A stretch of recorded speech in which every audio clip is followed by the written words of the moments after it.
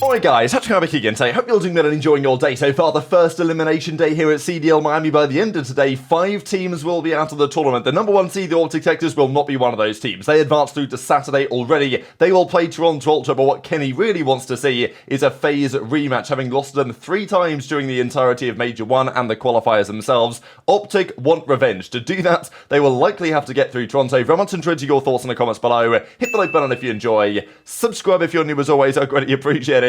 This clip was absolutely hilarious. Did want to say a couple of things on the venue itself there in Miami, because this is the Challenger Station, and as we can tell, it's a convention center type vibe. We haven't had an event in this kind of setting for a little bit of time now, I'm guessing. Maybe we have, to be fair. But the last couple of events I've been to, at least, haven't been set up as this. And this reminds me, of Anaheim. But it's not quite as spectacular as Anaheim. So this is the setup that Esports Engine and the guys have over there at, Challenges in Miami. Here's Cammy arriving into the venue and saying that if anyone sees that JCap guy, let me know. I'm going to spark him out. I don't know if spark him out is used, means the same in the US, really. Spark him out basically just means knock him out, right, with a right hook or, okay, whatever your potential knockout method of choice is. That's what Cammy's getting at too, because Jacob dropped him from Thieves, obviously. And look, Thieves played well yesterday. They weren't far off beating FaZe, but they didn't. And that was the crucial matter. But just speaking of the venue in general, I don't know how many of you guys are there. The feeling on this Miami event was, for me, and when we were discussing going and the logistics in place, it didn't feel like it was going to be as well executed as some of the other most recent events have been. I'm pretty sure, the entire convention center was meant to have, other gaming stuff going on. It wasn't just meant to be the CDL there. There was meant to be all sorts of other things, of which many have just pulled out or not happening. I don't know if sponsors failed to deliver. I don't really know what's going on, but the venue was meant to be more interesting than it is, and I'm pretty sure the venue is basically just the COD stuff, and I don't really know what else there is to do at the venue. There's maybe a Scuff sponsor booth, there's probably a place to buy some Heretics merch. I don't even know if they're selling drinks and stuff. So, yeah, it's a bit of a scuffed venue, and I thought this was pretty sad, really, as Miami tweeter. If you close your eyes, they're kind of looking at the setup from yesterday compared to the last time we were in Miami several years ago, back in 2019. But just compare these 2 images. I mean, what do you even want me to say at this point? This was Miami 2019. What we had back then, man, you do miss it, right? CWL Miami 2019, these were the playoffs at the time. Look at the setup that MLG put on back then, right? With all these screens and everything for Black Ops 4. And this is 5v5 as well. Obviously, the game was much better. This was OpTic versus Heretics back then as well in Miami. So just cool to see this.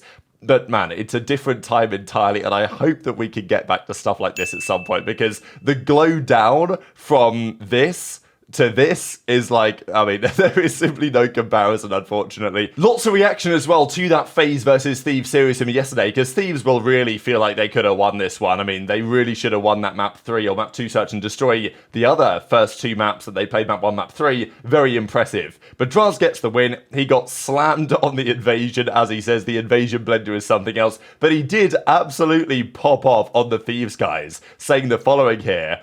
Don't stand up, right? Because obviously Ghosty especially and Kremp were standing up and they were talking trash across the stage. You gotta love it. And Drazah, having beaten them game 5, says, don't stand up. You're basically amateurs. I run you. How many resets are you gonna get and lose anyway? I love my teammates. So this is pretty funny from Drazah, given the fact that he basically got slammed during that series, or a large part of it, and his teammates kind of carried him through it in the end. It's like when you play a game of, I don't know, COD or whatever in ranked, and the guy at the bottom of your team who's getting pissed on, he's the one talking all the trash, you know what I mean? The top guy's like, oh, GG's, well played, guys. And then the guy at the bottom, he's talking all sorts of trash. This is basically Drazah in this circumstance.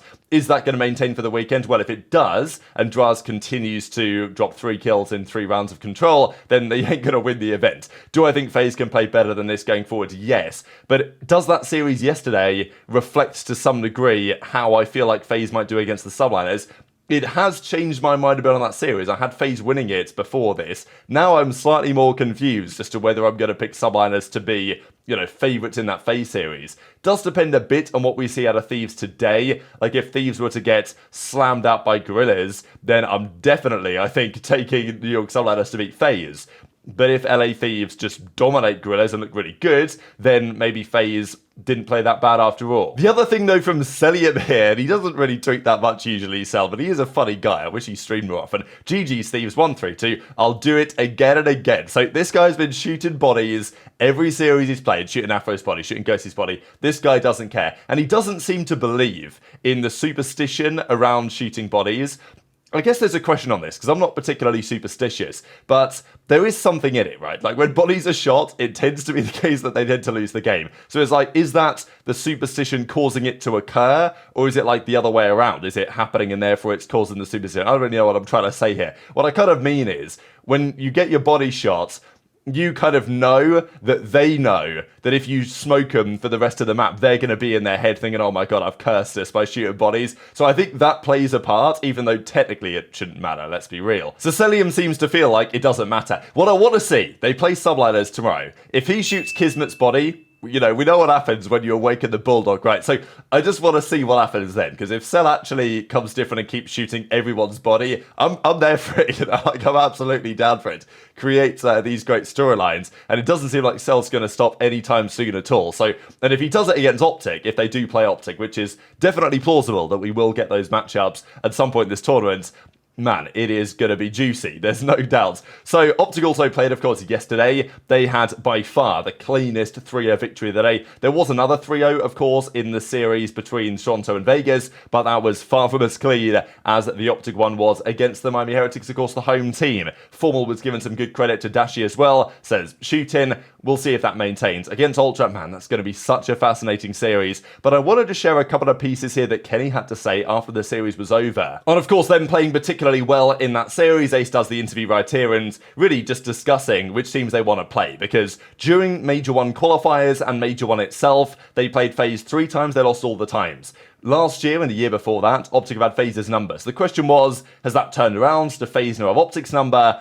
But I think this OpTic team is a different beast compared to the OpTic team we had at Major 1. It feels that way to me, feels they've improved, and I think Kenny's been a big part of that. So they want to play FaZe. They want that matchup. The way the bracket is set up, if OpTic were to beat Ultra and FaZe were to beat Subliners, which is definitely possible, then they would play in the winners finals, and that match I'm sure would feed families. I'm here with Kenny from OpTic. Ken, dominant series, and looked easy. What made you guys so dominant against Miami? I feel like the matchup for them is just hard in general. I feel like we're just a better team, respectfully.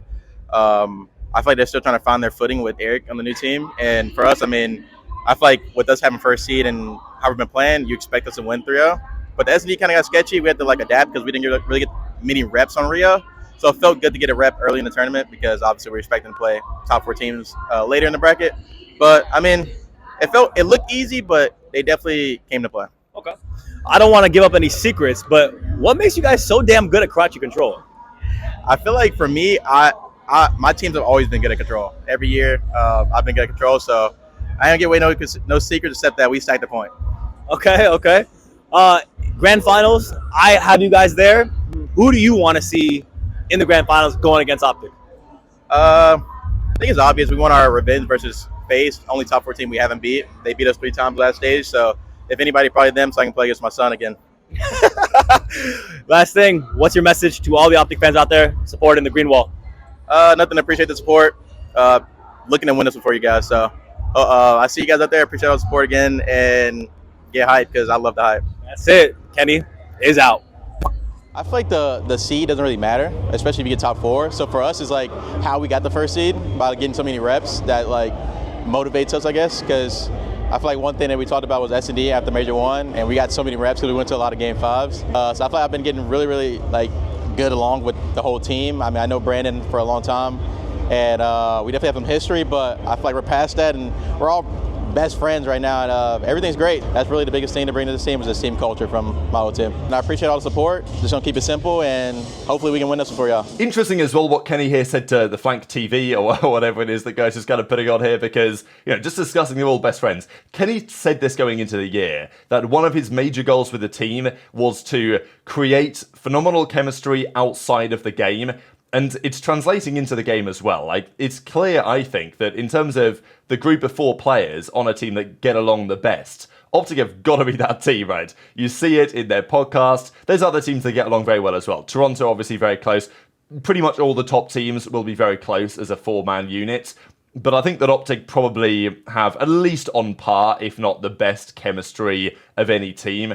And that's certainly translating into their performance, right? Kenny just straight up says, we're all best friends right now. And what you want to do is make your teammates your friends rather than your friends your teammates, which we've seen in the past, because you want the good players and then you figure out the stuff afterwards. But Kenny knows what it takes to create championship-winning teams, to create world championship-winning teams. He's been there before on Thieves, and maybe we're seeing echoes of that here on this OpTic team. And this I thought was also crazy. I forgot to mention this yesterday for you guys, but it was in the post-game analysis anyway. I just didn't actually look at it specifically. But the consistency across the board. Dashy, Kenny, Pred had 52 kills in yesterday's series. Shotzzy had 51. Like, that is an absurd level of teamwork from OpTic. Man, they call this guy Shotzzy a superstar, and he's only got 51, not 52. Like, come on, this guy's washed or whatever, right? But would have been crazy if they all had 52. Didn't happen, though. But still, I mean, that is kind of a level. We used to see that a bit from Thieves previously as well last year. And OpTic now are on an 8-series win streak. They're one of their qualifiers. Here they are at LAN, and that eclipses their win streak for Modern Warfare 2 last year, where they got to a 7. So this is their win streak all time. Gotta say, you look back at some of these old titles, Black Ops 1, MW3, but certainly the Dynasty during the Jetpack eras, during Advanced Warfare, they at a time won 18 series in a row. Black Ops 3, 18 series in a row. Infinite Warfare, 14 series in a row. Since then, it's become more difficult. Even Black Ops 4, they did 11. Vanguards, they won 12. Across the qualifiers, win the major, then back to the qualifiers again. Cold War, by the way, was pretty shocking, really. I mean, given the talent they had, like Scump, Envoy, Dashy, Formal, like, how was that team so underwhelming? But it was. They kept losing game 5s to Toronto and stuff like this. But already they're at 8 here, right, which is definitely shaping up to be, well, a very impressive season indeed. Just before we get to the matches of today, I thought this is kind of remarkable. Players who have a 2+ win-loss ratio on LAN in their career. Simp, aBeZy, Cell, even Envoy has it at 48 and 24.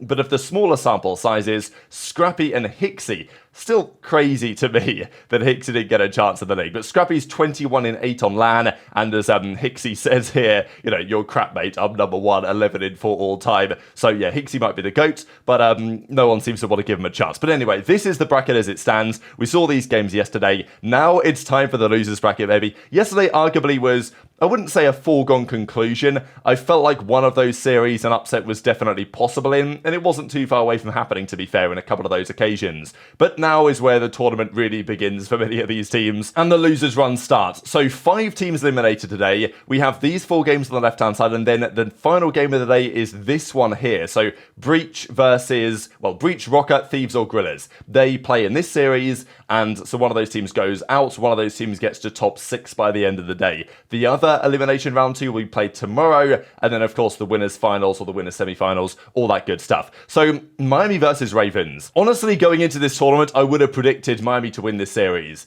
and I kind of want to stick with that. But now they're 0-9 on LAN, and I'm like, Ravens have got to be having so much confidence here. Yes, Carolina lost to them online kind of emphatically, but I'm sure that Carolina will think, you know what, these guys are massive onliners, and they probably are in some respects, honestly. Ravens should get better on LAN, and I just don't think Heretics, if it does come down to like an ice-up situation, I trust Ravens more than I trust Miami. So I actually think I'm going to go for a Ravens 3-2 in this one. Then it's Legion, Surge. Seattle are tragically bad. Legion actually are playing well, and I think that they will have enough to get over Surge regardless. S&D is a bit interesting. Like, if it does go to 5, I think Surge could definitely do it, but I feel like a Legion 3-1 is probably the smart money on this one. Then we've got Boston Rocket. This to me is a complete coin toss. I don't know who's going to win this series. I mean, on paper I was initially thinking Boston game 5, but Boston are just so bad, man. I really just don't like this team now. I had some bit of a soft spot for them. I felt like they had some potential. But I don't know, they just don't impress me every time I watch them play. I'm always underwhelmed watching Boston. And Rocker, they did well on the last LAN. Awakening played better. So I actually feel like that's going to happen here.